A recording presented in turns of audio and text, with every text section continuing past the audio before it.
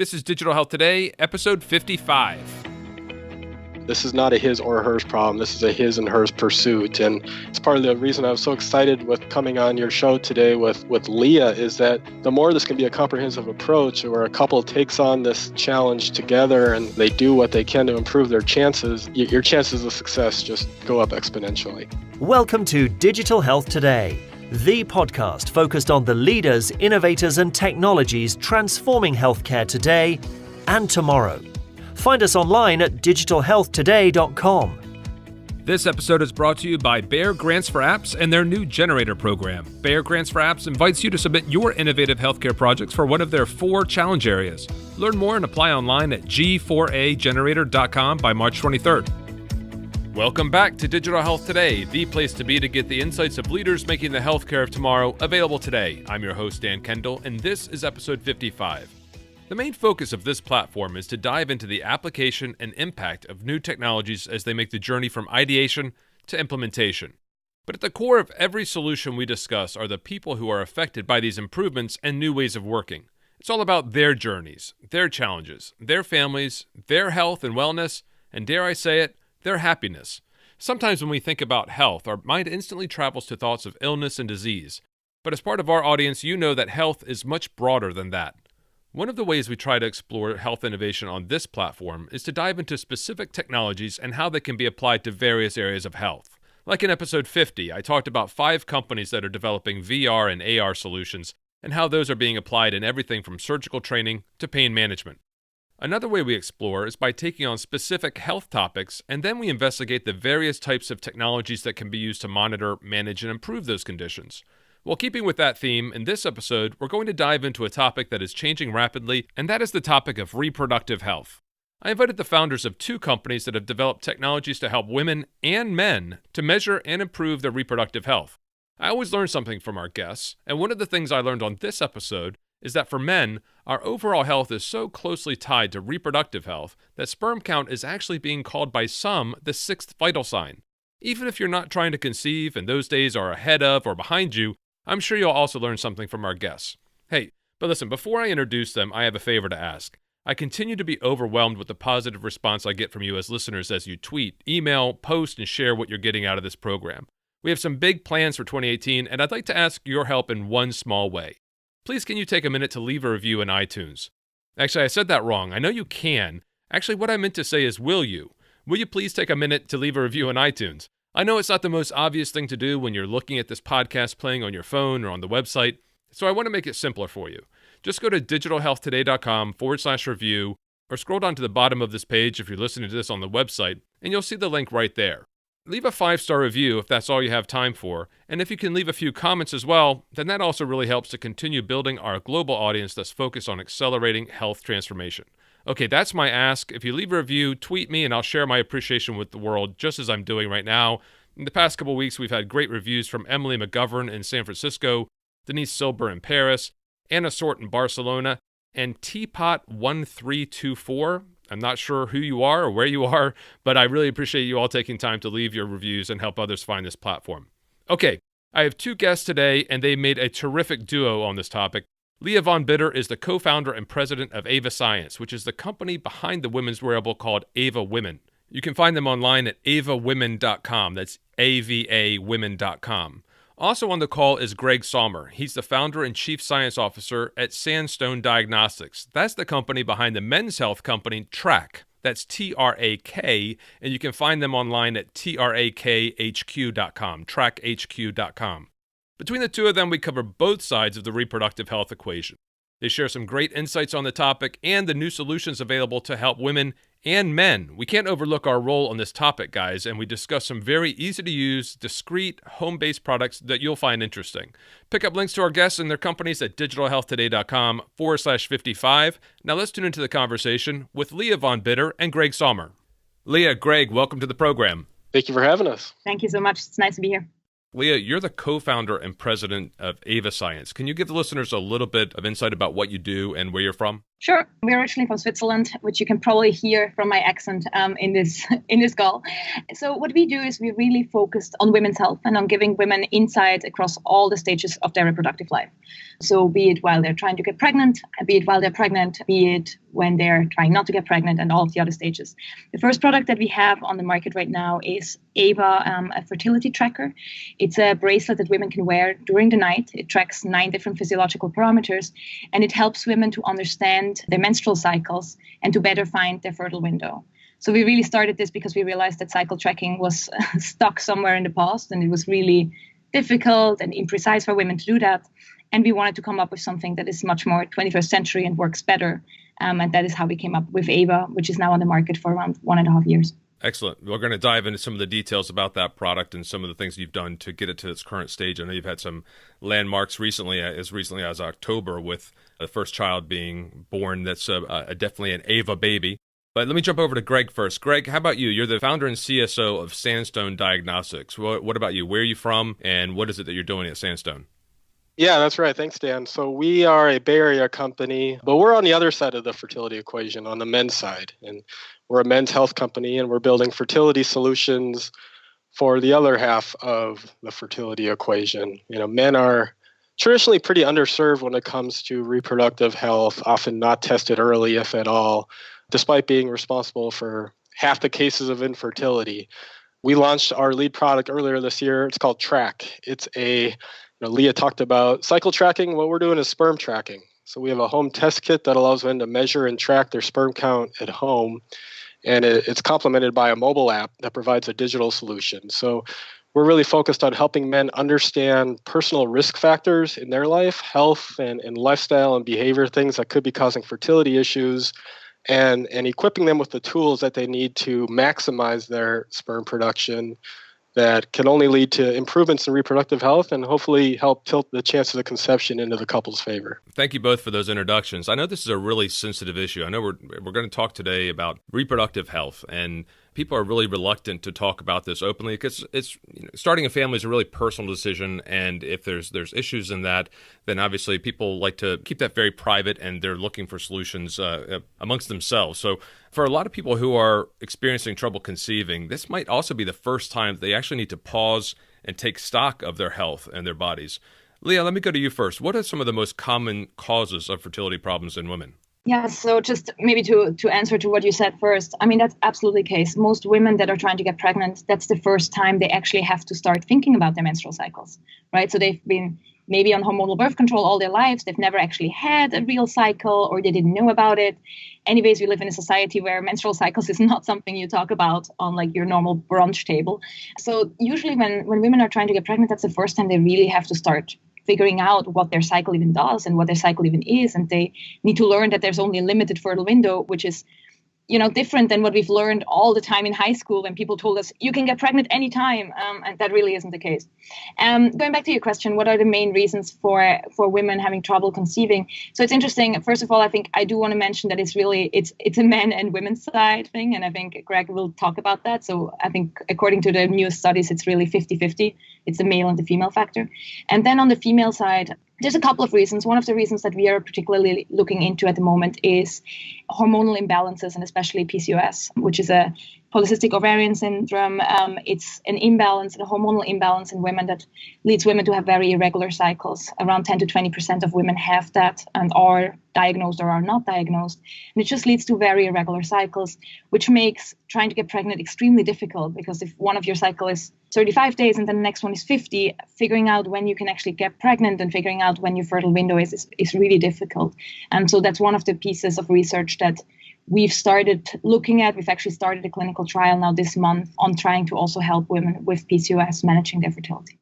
Greg, how about you? What about the male side of the equation? What are some of the issues that men are facing and that men are contributing to the fertility issues in couples as they try to conceive? Well, for men, it really comes down to a numbers game. It takes a sperm and an egg to get pregnant. And there's a problem going on, kind of a crisis actually in men's reproductive health, where men are not producing nearly as much sperm as they used to. Recent data has shown upwards of a 50% drop in the average sperm count over the last 4 decades for really unknown reasons, a lot of hypotheses about what might be going on, but a pretty dramatic problem that the average man today is not making as much sperm as the average man in the 1970s. So when it comes to trying to get pregnant, that's a big problem because the sperm count is directly related to the monthly chances of conception. You have to have enough sperm in the system that can allow them to do their job. And so for men, it really comes down to what is causing problems in sperm production. That can be a lot of things. That can be genetics, it can be former injuries, but it can also be directly related to a man's health and lifestyle. For example, obesity is a big one. Obese men are 80% more likely to have a low sperm count than men of a normal health range. Smoking and hot tub use and mountain biking and other things that are impairing sperm production can all be causative factors. So a lot of these things are quite easily addressed or treatable, but it's a matter of education and helping guys understand what could be causing an issue. And then, we're not talking about a lifetime of changes. We're talking about a few months can really make a big difference in improving a man's sperm production, and that can be the difference in success or not. I think if I can add to this here, I think it's really interesting because I think on the men's side, it's almost easier to look at lifestyle factors and then look at the result, because you can probably say, okay, those lifestyle changes I made, and now there's the result in my new sperm count. I think for women, the reason why we're not entirely sure about lifestyle factors is because there's no clear number and outcome that we can see, right? There might be an egg, but it might be fertile, it might not be. So I think the outcome-based thing is much more difficult. But what we do know in terms of lifestyle for women is also the weight factor that you mentioned, Greg. So overweight also underweight is a big reason for women that have trouble conceiving. Underweight is not something a lot of people think about, but if you're below a certain BMI, you will have trouble conceiving because your cycle will not work normally anymore. And if you're above a certain BMI, that often leads to a hormonal imbalance that will in the end make it much harder for you to conceive. Just to give me some idea then of the scale of this, how many couples are having challenges conceiving in any given year? So it really depends how you define challenges to conceive, because I think we live now in a society where for a lot of couples, they assume that they're going to jump into this try to conceive journey, and they assume that within a month or two, they're going to be pregnant. I think we've learned that because we've learned that, again, we can get pregnant anytime and you're taking birth control all your life. So you assume as soon as you don't take birth control anymore, you should get pregnant. Plus, we all watch a lot of Hollywood movies where we see that getting pregnant can go really fast. So I think a lot of couples have a bit unrealistic expectations when they jump into this exercise, and they think they should get pregnant within a month, 2 months, 3 months, even though we all know that the average of getting pregnant, depending on your age, is around 6 months, can be 12 months, depending on how old you and your partner are. So I would say this whole definition of trouble getting pregnant is always a little difficult, because we understand that a lot of couples already get uneasy after 2 or 3 months, and especially get uneasy after, let's say, 6 months, depending on your age. But on the clinical side, if we just look at the clinical definition there, infertility, you as a couple are considered infertile if you have been unsuccessfully trying for over a year, if you're under 35 years old, or unsuccessfully been trying for 6 months if you're over 35 years old. So that's the clinical definition of infertility. And we know around 17 to 20% of couples will eventually seek treatment. So we'll seek fertility treatment after all. So we assume around a third of couples will probably be considered infertile. Yeah, I would just add on top of that too, that bottom line, this is something that's affecting millions of people every year, US, Europe, and around the globe. This is not something that affects a certain demographic. This affects everyone these days, and it's becoming a major problem. And especially on the men's side, it's taboo enough in general, but especially on the men's side. This is not something where men are really comfortable or used to speaking out on. So, these are millions of men that are quietly suffering through this. I think, Lea and I, with what we do, we kind of see both sides of it. And with our products now out there, at least I can speak to us, that one of the most rewarding parts of this job is the success stories. Since we started doing this, we've been inundated with some of the most heartbreaking stories that you can imagine of couples trying for years and having no options. Fertility treatment is incredibly expensive, and a lot of people just can't go that direction and are looking for anything that can help them. And so now being able to help people early in this process start their families it's incredibly rewarding. Yeah, I want to jump into what that process exactly is and how that's evolved over the past few decades. But first of all, I want to just close out this human element of it, that there's this real relationship toll that it can take. I think, Lea, you mentioned it, that after 2 or 3 months, a lot of couples begin to think that something's, quote, wrong. But actually, what I understood you to say is actually 2 or 3 months could be quite normal. Can you give me some insight about some of what people were actually experiencing as individuals who are trying to do this life-changing thing of starting a family or expanding their family? Yeah, I can start. I think from the men's side, men have traditionally played the supportive role. This is something that probably emotionally affects women a little bit more than men, and men have been looking for how can I support her when she's dealing with this month after month of unsuccessful pregnancy tests, and then layering on top of that, you have friends, you have family who are successfully getting pregnant, and we see couples that they have to take themselves off of Facebook and they can't go to baby showers, and it's just day in, day out being confronted with the joys of parenthood when you yourself are struggling with it and have no end, no solution in sight. So I think men have for a long time been struggling with how to play that supportive role. But what we're really trying to do is put him right there front and center with her from day one. This is not a his or hers problem. This is a his and hers pursuit. And the more that couples can work together, that's part of the reason I was so excited with coming on your show today with Lea, is that the more this can be a comprehensive approach where a couple takes on this challenge together and they do what they can to improve their chances, your chances of success just go up exponentially. I think from our side, we absolutely support that vision and mission to include men as early as possible, because in the end, we are more focused on the women factor here, but women need the support of men throughout this process. First of all, because there's actually medical reasons why it might not be on that side. But then there's so much going on during that time that is really difficult for women. A lot of us have kind of a clear image in our mind how we want our family to be. We might have planned a long time ago that we want to have babies at this and this age and with this and this person, and after we get married, and there's a lot of women still think that or feel that when they have a baby, that's part of kind of this life mission and life dream that they've had, and if it doesn't work out immediately, that can be really, really, really hard. I think it's a complete roller coaster, because every month you go through the same thing, right? Every month you're going to start trying again. You know exactly when you have to try, but then you've tried and then you need to wait 2 weeks. And during that 2 weeks, it's called the 2-week wait for women who are trying. There's all those ups and downs, right? And then you're not sure if you have pregnancy symptoms or if you don't. And then at the end of that month, you finally take the test, and it might not work out. And then the test might have been too early, and then you take it again. And it's such an up and down the entire time. And that's difficult enough if you just experience that on your own. But it's even more difficult if you have all those expectations from society around you. I'm excited to talk about fertility mainly because I think the more people know about it, more people are aware about it, we can also kind of get rid of that stigma around it, because that really just makes it much more difficult for women that are in the situation. Yeah, I was looking forward to this conversation too, precisely for the reason that Greg mentioned. And Greg, you actually mentioned this in some of the information you sent across to me, which is, and I love this expression, which is, conceiving is a team sport. From a statistical perspective, how often is the primary cause on the male side or the female side, so that we men have some idea of the importance of the role that we do play in this important subject?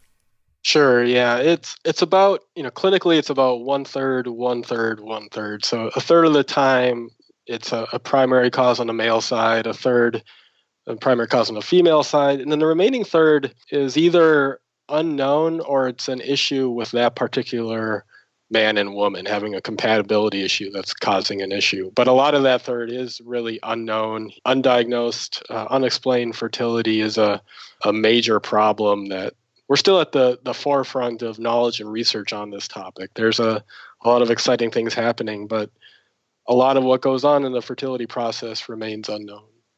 What do couples do when they are having these issues, and where do they go to get resources and begin to understand how they can improve their chances of conceiving? Well, I can start with, I think both Lea and I, our products, our companies are very focused on those early stages. Right. So fertility, when it comes to fertility and getting pregnant, time is often not on your side. Today, the standard of care, as Lea mentioned, is after 12 months, a clinical diagnosis of infertility and go see a specialist. But 12 months is a long time. And there's a lot that you can be doing in that window to improve your chances. And that's where both Ava and Trak can really add value. So, early in the process, even if you're not yet trying, you're just thinking about trying, getting that initial assessment, some reading and some feedback and education and tools that can improve your chances is only going to help. And that's where products like Ava and Trak can help out. But traditionally, the route that couples take is if they're able to find a fertility specialist and go down that route, it starts with less invasive type approaches of there's medications that can improve fertility rates and help out that they'll try for a few months. Intrauterine insemination is a common next step, which is a relatively low-cost procedure done easily in a doctor's office to help give the sperm a little bit of a boost, get them closer to their goal, and hopefully cause a natural conception. And then a lot of couples take the steps to in vitro fertilization or IVF, which is retrieving eggs from the woman, taking a sperm sample from the men, and doing the fertilization in the laboratory prior to implantation. And that's where a lot of the exciting innovation and research and the things that fertility clinics can do in that realm are miraculous. But it's also very expensive, and it tends to come pretty far down the road as couples try to start their family. Mm-hmm. So as Greg mentioned, we are more at the beginning of the journey. But interestingly, at the beginning of the trying to conceive journey, a lot of women, or almost all women, know that they will need to start tracking their menstrual cycles. It makes sense because your menstrual cycles might be, 35 days, 30 days. And in that entire time, you have 6 days you can actually get pregnant. There's biologically no way you can get pregnant on any other day than those 6 days. And actually 70% of pregnancies happen within 3 days, so 3 out of those 6 days. So for a lot of women, it's very clear at that point that they need to start tracking their menstrual cycles. And that is a bit where we come in, because traditionally the methods that women had to track their menstrual cycles were really difficult. And I mentioned that before. And the main methods that are still out there nowadays is basically just the temperature methods. So women taking the temperature every day with a thermometer and waiting for the temperature to go up, which is on one hand really difficult because you need to do that every day at the same time. Weekends, you need to do it at the same time. And then temperature only increases after your fertile window. So instead of actually knowing it in real time, you basically just confirm it afterwards. But that is one of the methods that is probably still the most relevant if you want to track your menstrual cycle. And then the other method is LH urine sticks, which basically tell you when your LH increases. That's usually around 24 to 36 hours before the end of your fertile window. So that's mostly the moment, you call your husband and you say, okay, it needs to be now. You have to cancel that game. We need to be home now. So those have been the methods that have been out there. And for women, I think, in this whole process, which a lot of women go into and say, okay, this is going to be this really romantic time of my life. We're trying for a baby. We're ready for this. And then they realize it's actually much more difficult than they thought. So there's only those 3 very fertile days, and the whole thing is much more complex than they thought. They don't really know their menstrual cycles.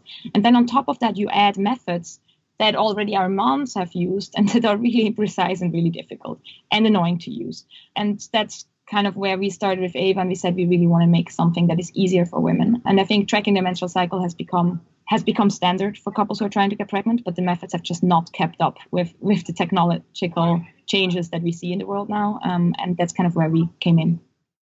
Greg, you mentioned the cost and where you guys are in the cycle with your individual products, but I know it can be a wide range, but what sort of range do people spend as they're trying to conceive, as they're trying to identify? You mentioned a third, as they're going through the process and they're identifying whether it's on the female side or the male side or a combination. What are some of the costs that in terms of the range that people will spend over the course of that 12 to however many months it takes? Well, you're right. It's all over the place, but it's not uncommon for couples to spend 6 figures to get pregnant and start their family. The average cost of a round of in vitro fertilization is somewhere in the $15,000 to $18,000 range a month, and that's certainly the most expensive part. It's getting better in some ways that we see a little bit better coverage at the health and employer benefits level, where companies are increasingly supportive of helping offset the cost of fertility treatment for employees who need it, but it's got a long ways to go. And it's still, for a lot of couples, a major financial burden. You talk about the physical and emotional toll, but the financial toll is a major part of this problem that only kind of snowballs the rest of it, right? You're not only worrying about your likelihood of becoming a parent, you're worried about your finances and second mortgages on your home. And it's a lot to take on, especially for, a young couple just starting their life together. We'll get right back to the interview, but I wanted to take a minute to tell you about our partnership with Bayer and their Grants for Apps program. After 5 years of success with the G4A Accelerator program and the Dealmaker program that was just introduced in 2017, Bayer has introduced another new program to help foster partnerships between Bayer and early-stage companies. Similar to the Dealmaker program, the new Generator program is designed to establish commercial relationships with companies developing solutions that focus on their 4 challenge areas. This program is about making self-care accessible and achievable, and they're looking to tackle the challenges of managing self-care, external pain management, improving skin and sun protection, and nutrition support. The prize for this program is perhaps one of the most valuable of all, a commercial relationship with a global corporate customer. Applications open the week of January 8, 2018, but don't delay. The deadline to apply is March 23, 2018. Get full details on their website at g4agenerator.com. That's G4agenerator.com.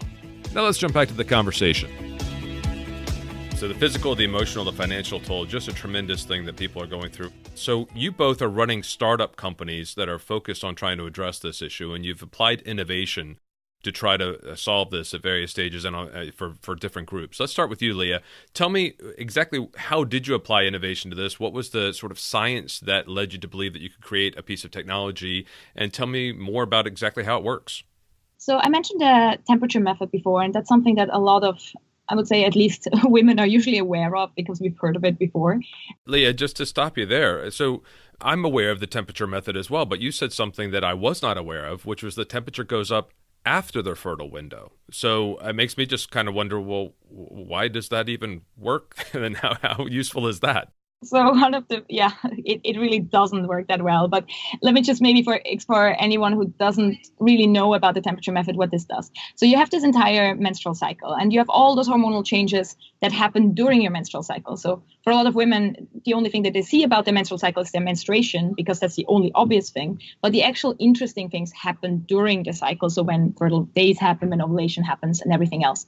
And there's different hormones that change during that time. And the most important ones that change during that time are really estradiol, LH, and progesterone. Now, progesterone is the hormone that changes after the fertile window, and that is also what drives the temperature up. So if, as a woman, you take your temperature every day, you will see an increase of your temperature after you've ovulated, so after your fertile days are over. And that has been used as a method to track your menstrual cycles for decades. And some women are also using that as contraception. And the reason why it doesn't work that well is really temperature goes up too late. So if you have an extremely regular cycle, that might work, because then okay, good, my ovulation is usually on day 17, so it might be the same thing next month. But 70% of women have irregular cycles. So that information might not be as helpful as it sounds. So that is pretty much where we started. We said, okay, good. We know that the temperature method works, and we know that temperature goes up at some point. But usually there's a lot of events leading up to this. So there's not only that hormone that is changing, there's a lot, and there's actually a lot in your bodies happening. So we said, okay, if temperature is changing, then probably this is not an isolated event. So probably there's also other parameters that might be changing during your menstrual cycle before temperature even changes. So that's when we started to do our research, and we really started to look at every single possible thing that might potentially change during your menstrual cycle, from physiological parameters to how often you have calls with your husband, to how your voice changes, to everything. So we really looked at every single piece of research that we could get our hands on of people that have already in the past looked at menstrual cycles and any effect that they've seen. And the result of that is basically what Ava is now. So we found a wide array of physiological parameters, including things such as breathing rate, pulse rate, and also perfusion, that are relevant during your menstrual cycles and that change as well during your menstrual cycle. And besides just also changing and therefore, having additional parameters besides temperature, the really fascinating thing about the technology that we found is we found parameters that are changing much earlier. So at the beginning of the fertile window and not just after the fertile window. And we've published on one of those parameters with pulse rate loss actually at the beginning of this year, and we will publish on the other parameters shortly after. So the really fascinating thing about the technology that we've now found is it actually detects your fertile days in real time and not just after the fact. So it really detects the very beginning of a fertile window, on average detecting 5.3 fertile days per cycle, and just giving you much more security by having more parameters that kind of indicate your fertile window. So that's the technology. And I think the other advantage of the technology, besides just recognizing your fertile days earlier, is it's just so much more convenient than what has been out there so far, because you don't have to pee on a stick a couple of times a month. You don't have to wake up every morning to take your temperature. You can just wear a bracelet and you wear that during the night, and in the morning you have all the information you need on your phone. So that has really been the core part of the innovation that we've been working on so far. And you started the company in Switzerland in 2014. When did you release a product? We started in Switzerland in 2014. We released the product in 2016 in the US first. Where's the product available for sale? The product is available for sale in the US and in Europe. So we have different offices. Our headquarters is still in Switzerland at this point, but we have an office here in San Francisco as well. Greg, tell me about your approach and how you applied innovation to the male side of the equation. Sure.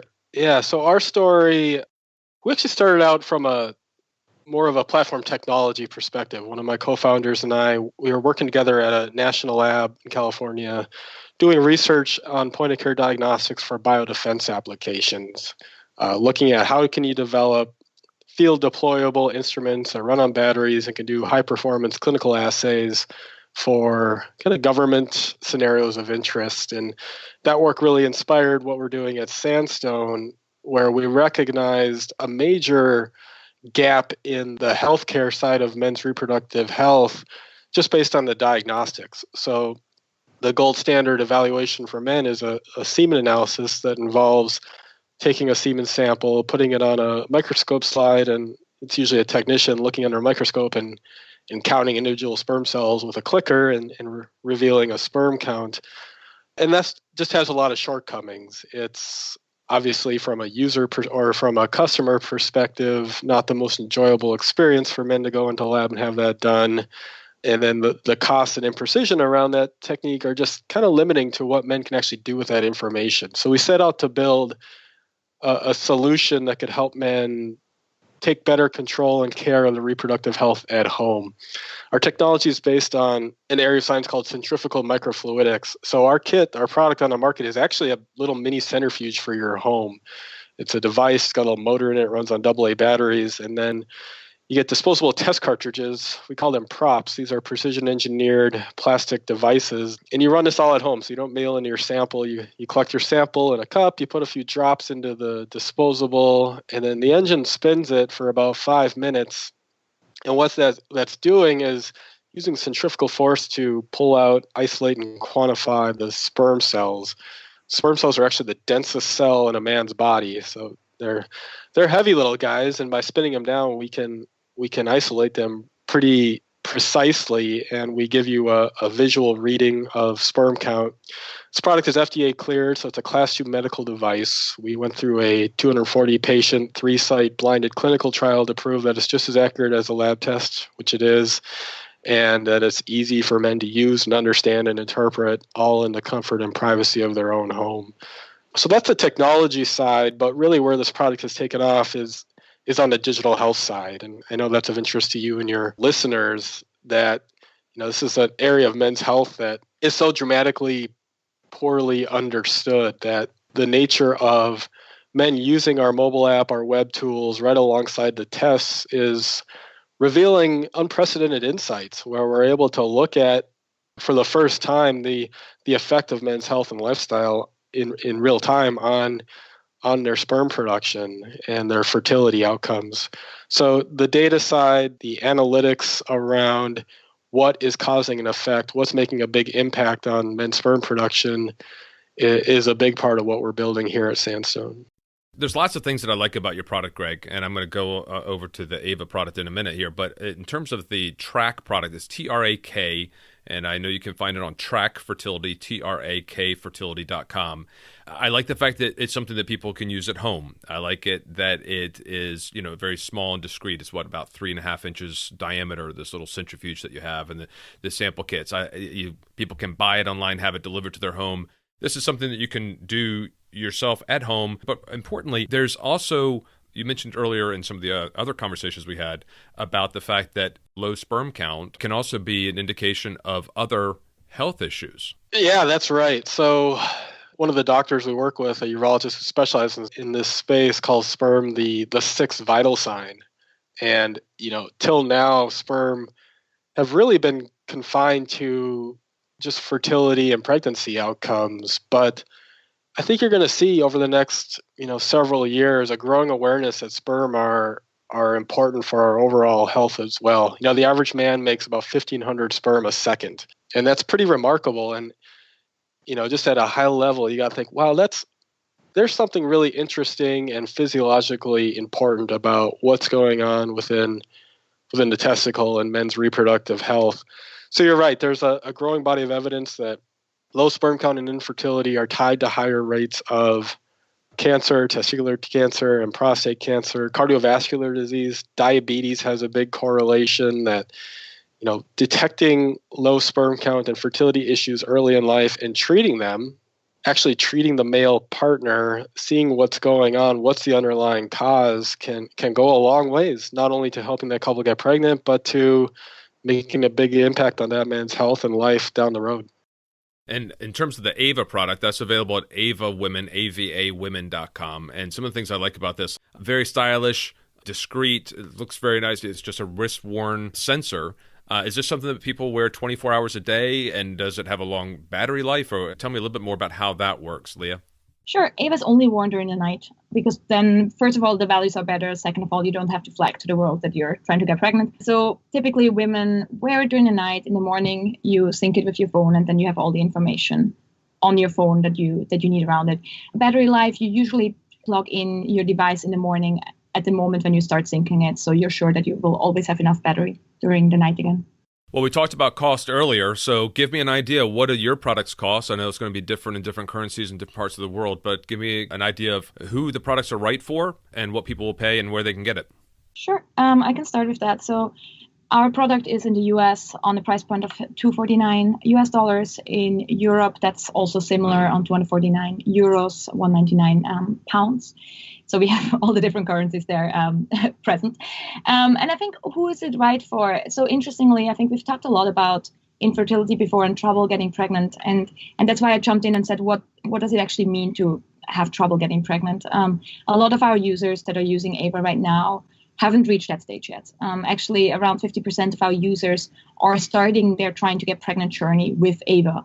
So those are couples who say, okay, good, we're ready to have a baby and we want to do everything right from day one onwards. So let us make sure that we do this right and we don't kind of waste time unnecessarily and waste energy unnecessarily. So a lot of couples who are just starting out to try to have a baby start using Ava. We also have a lot of women who will use Ava even before they're starting to try. Because at some point before you're starting to try, you will probably get off hormonal birth control if you've been on it at all. And at that point, you will want to understand your cycles better in order to be prepared for the moment when you're actually starting trying. And then we also have a lot of women that are using Ava during pregnancy. So even during pregnancy, Ava does just provide you all the physiological data that we also provide to women who are trying to conceive. So there are women that also use Ava just to track their pregnancy, whether they got pregnant with us or not. So it's really a product, I would say, really for everyone who's trying in the end. Yeah, and our product is priced at, the main kit is priced at $199, which provides the device and 4 tests. And we also have a 2-test refill pack that we sell for $49.99. And we really encourage monthly testing. If after men start some health and lifestyle changes, it often takes a couple months to start seeing those changes. So Trak is designed to help you get a baseline and track your progress over time as you implement these kind of recommended changes in your life. Who our product is for? I like to say this is for guys who want to be a dad, and that can come in all aspects. About a third of our customers aren't actively trying to conceive. These are men who are interested, concerned, or have questions about their reproductive health, really for other reasons. For instance, I mentioned earlier, if someone's had an injury earlier in life or an undescended testicle when they were a boy, these are pretty common things that are known to cause fertility issues. And so we have customers using that for that purpose. Men who are on steroids or testosterone treatment, those activities will often cause a man to be sterile and shut down his sperm production. So we have a lot of users using it for that reason, or preserving their fertility for later in life. So it's all across the gamut. But in general, this is an important health parameter, and the sooner that you have some understanding, some assessment, and education around your reproductive health, the better your chances of success, no matter where you are in the cycle. Well, we'll include links to both your websites in the show notes for this episode, but I think most importantly for this discussion, I'm sure you both have success stories. Can you give me some idea of some of the success that your customers are having or your users are having used the Ava product or the Trak product? So I think for us, this is really the beauty of working in women's health and infertility. I think we have so many success stories that we get all the time, and people sending us letters and people tweeting at us and telling us about their pregnancies. I think this is really what makes all of us get up every morning, and it's beautiful to work in that area. And I think, by now we now have around 15 people a day, I would say on average, that reach out to us and said they got pregnant using Ava, which is wonderful. We were so excited when I still remember very clearly when we had the first person getting pregnant last year. And it seems like yesterday, and it was the first pregnancy we were all celebrating, and now we're already on like 15 a day. And that's only the people that reach out to us. So it's probably much more than that, actually. So it's just every time, it's such a good feeling to work on something that has such a nice outcome in the end. And we get pictures of babies and people that send us onesies, and it's wonderful to see that. And that first user was Lizzie McGee. I'll actually include the video that you produced in the show notes for this episode as well. So how about you, Greg? Any great success stories you could think of? Well, it's very similar, where we get really excited about the pregnancies that are reported and, the successes coming out of there from a fertility angle, but maybe more so just the behavior changes or what men are telling us about learning about themselves or way of living and making healthy changes. For me, is personally very rewarding. The decision to start your family is kind of a big transition in people's lives. And a lot of our customers are coming out of living as college kids or with rental furniture and playing video games every day to settling down and talking about financial planning and insurance and all the things that go with kind of this adulting process. And one of the things that we're adding here is some recognition around the health and lifestyle changes that are an important piece of that. We had a user write in his success stories where he called himself Mr. Taco Bell Cigarette, and used our app and realized that some of the things he was doing was really unhealthy, and he lost some weight. He knocked out the cigarettes, and they got pregnant within a few months. So those stories are really rewarding. The other segment that is especially rewarding for us is cancer patients who, young men who are diagnosed with cancer, undergoing chemotherapy, surviving it, tackling the cancer, and then using our product to watch their sperm count come back up after, many months or years of chemotherapy. And you just get another level of appreciation, I think, from those men who have gone through something horrific and now have overcome it and are starting their families and focusing on their futures and that quality of life. And the fact that we can play some role in helping those men start their families is incredibly rewarding. Excellent. Like I mentioned earlier, I'm going to have links to both your websites on the show notes for this episode. How can people follow you on Twitter and anywhere else in the social media space? Lea? Sure. I would love to say that I'm really good at Twitter. I'm actually not, but please follow me. Maybe I'll get better if more people follow me. Right. What is your Twitter handle, Lea? It's Lea von Bidder. So please follow me and encourage me to actually tweet about things. Very much suggest you to follow me on LinkedIn, where I'm much more active, which is also Lea von Bidder, or follow the company at Ava Women. Great. How about you, Greg? Yeah, our best handle is at Trak HQ, TRAK HQ. We're also on Facebook. And I would also mention, the products available at trakfertility.com. We also have a second resource out there just for education on this topic at don'tcookyourballs.com. And for those listeners who are maybe very new to this topic, this discussion, we've built that site with some of the top experts and thought leaders in this industry to be an all-comprehensive resource on anything men's sexual and reproductive health. So check it out. I guarantee you'll learn something by going there. There's interactive tools, and the more that we can help spread the word, build some awareness around the prevalence of infertility issues in men, and help younger guys get some education, that's going to help us all out. So I love it. Great URL there. Who could have thought that was available? Don'tcookyourballs.com. Thanks very much for putting that out there and helping to educate people. That's really an important aspect of everything we do. Listen, thank you both for coming on the program. I wish you a lot of success. Is there anything else you'd like to say to the listeners before I let you go? I actually have one thing. I think it's really, we touched on that a few times, but we talked about the role of men in this entire process. And I think this whole session is a huge success if we have more men getting their sperm tested earlier. So really from my side, we've seen so many women who try everything in the books to convince their partners to get their sperm tested. And they have a really hard time, and they talk online about how they can best frame it and formulate it in order to not be offensive. Getting your sperm tested is not something offensive. So if there's in any way we can encourage people and men especially to do that earlier, I would really, really appreciate that. Wow, well said.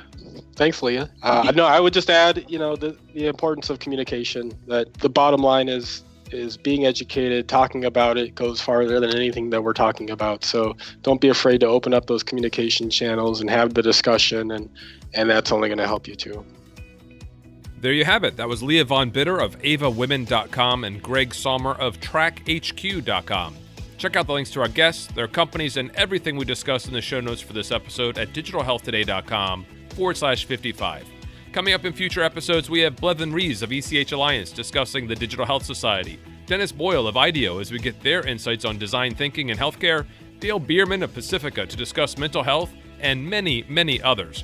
Don't miss a single episode. Just hit subscribe in your favorite podcast app. And of course, please take a minute to leave a review in iTunes. Visit digitalhealthtoday.com/review and see exactly how to do it from your mobile phone. It really helps build our digital health community and reach others who are working to transform healthcare.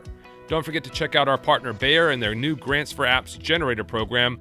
Applications are open until March 23rd, 2018. Find the link on our website or go straight to g4agenerator.com. You can follow me on Twitter at HealthTechDan or follow the show at dHealthToday. And of course, you can always contact me the old-fashioned way on email at dan@digitalhealthtoday.com. That's all from me for now. Speak with you soon in episode 56. And until next time, keep on innovating.